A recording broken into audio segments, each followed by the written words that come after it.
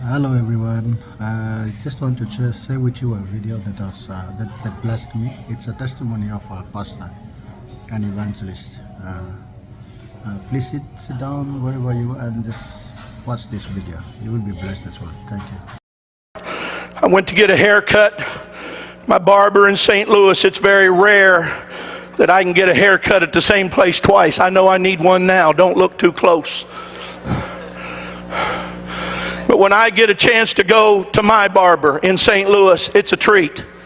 I've had my hair cut in some of the most horrible places you can imagine on earth. Brother Kelly and Sister Kelly, I went and got one in Scotland when I was there. And the guy got to talking about Margaret Thatcher, and I thought he liked her, and found out he hated her guts. But the more I talked about her, the more he cut.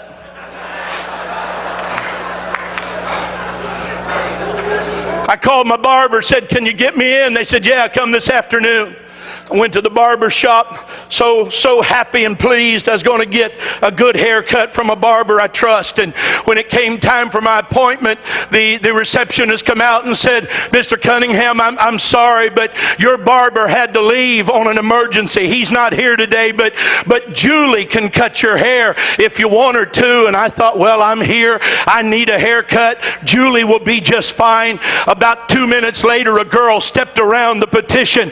She had hair that was sticking straight up in spikes. Some of it was purple, some of it was blue, some of it was yellow, some of it was orange. That girl must have had 100 piercings in her face, all around her ears, her lips, her nose. I mean, in the sides of her eyes, she was all pierced up. And under the piercing was all kind of painting. She had on polka dot pants and a plaid shirt. She had on 2 different color socks, and her shoes didn't match.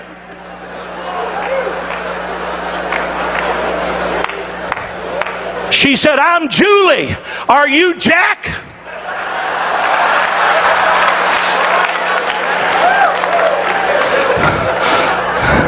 If it wasn't for wanting to please God, I'd have said, "No, ma'am. Jack said tell you he had to leave."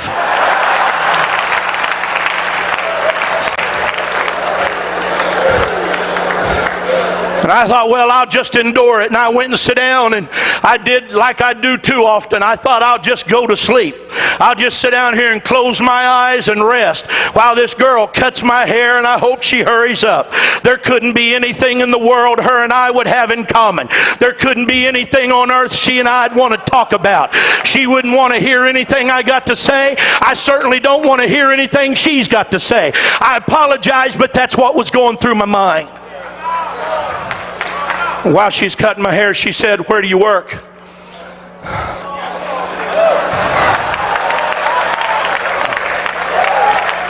So, well, I work over here at the World Evangelism Center. Go to the end of I-70 and right where it butts into 270, that big building right there. And she said, "Oh yeah, I was there the other day."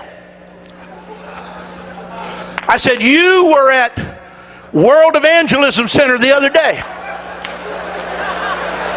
She said, "Yeah, you have a bookstore in there, don't you?" I said, "Yes, ma'am." She said, "My mama is a cocaine addict. My uncle is a hopeless cocaine addict." And she said, "Somebody gave my mama one of those videos on Left Behind." And she said, "We all sat down in the living room and watched it." And she said, "I don't know nothing about God, and I don't know nothing about the church, and I don't know nothing about the Bible." But she said, "When I was finished watching it, I knew I didn't want to go to hell."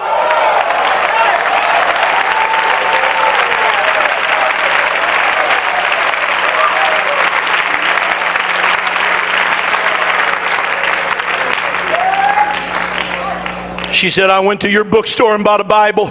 She said, "I don't know how else to find out anything about God." She said, "I just bought a Bible and I'm going to start reading it through." She said, "I've had it 2 days now. I've already read." And she named some books that she had been reading from. But she said, "I really don't understand anything about it." And when I looked in the mirror, tears are streaming down her face. The other people that are cutting hair have quit cutting hair. And now they're listening to her talk, and some of them got tears in their eyes. And when I got up out of that chair, I said, "Julie, I want to apologize to you for not telling you about Jesus." I said, "But if you'll stay here, I'm going to go to my office and get a Bible study. And me and you's going to sit out there on that park bench, and I'm going to give you a Bible study and help you know know about Jesus.